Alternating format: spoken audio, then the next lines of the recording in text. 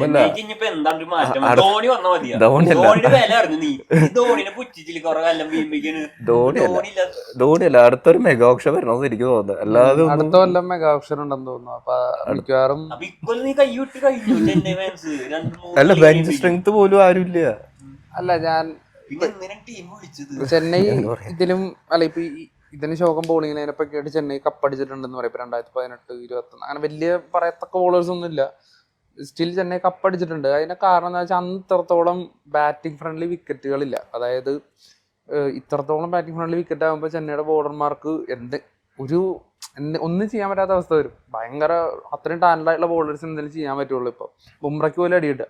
അപ്പോൾ അന്ന് ഇത്രത്തോളം ബാറ്റിംഗ് ഫ്രണ്ട്ലി വിക്കറ്റുകളല്ല. ഇപ്പോൾ ചെന്നൈ ഇപ്പോൾ ചെപ്പോക്ക് പോലും ഇപ്പോൾ ബാറ്റിംഗ് വിക്കറ്റാണ്. ഇപ്പോൾ സ്പിൻ ട്രാക്കാണ്. അപ്പോൾ അവിടെയൊക്കെ ചെന്നൈക്ക് എന്തെങ്കിലും ചെയ്യാൻ പറ്റുമായിരുന്നു. ഒരു ആവറേജ് ബോളിംഗ് ലൈനപ്പ് വെച്ചിട്ട് കയറി പോകാൻ പറ്റുമായിരുന്നു. പക്ഷെ ഇപ്പോൾ ഭയങ്കര ബാറ്റിംഗ് ഫ്രണ്ട്ലി ട്രാക്ക് ആയതുകൊണ്ട് നല്ല ക്വാളിറ്റി ബോളേഴ്സ് തന്നെ വേണം എന്നുള്ളതാണ് എല്ലാ ടീമിലും. അല്ലെങ്കിൽ ആ ടീമിനൊന്നും ചെയ്യാൻ പറ്റില്ല.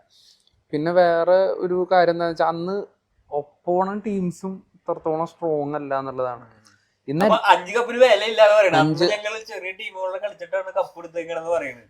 എല്ലാ ടീമും അങ്ങനെയല്ല. നമ്മുടെ ടീം അന്ന് ഇങ്ങനെയൊക്കെ തന്നെയായിരുന്നു. നമ്മൾ ഭയങ്കര ഇപ്പൊ ഇന്നത്തെ ബാറ്റിംഗ് ലൈനപ്പ് ഇന്ന് നമുക്കൊരു 8 ബാറ്റ്സ്മാൻമാരുണ്ട്. 8 ബാറ്റ്സ്മാൻമാർ സ്ട്രോങ് ആണ്. പക്ഷെ അന്ന് അത്രയൊന്നും ഇല്ല. അന്ന് ഇതുപോലെ 8 ബാറ്റ്സ്മാൻമാർ 8 ടോപ്പ് ബാറ്റ്സ്മാൻമാരൊന്നും ഇല്ലല്ലോ ഒരു ടീമിലും.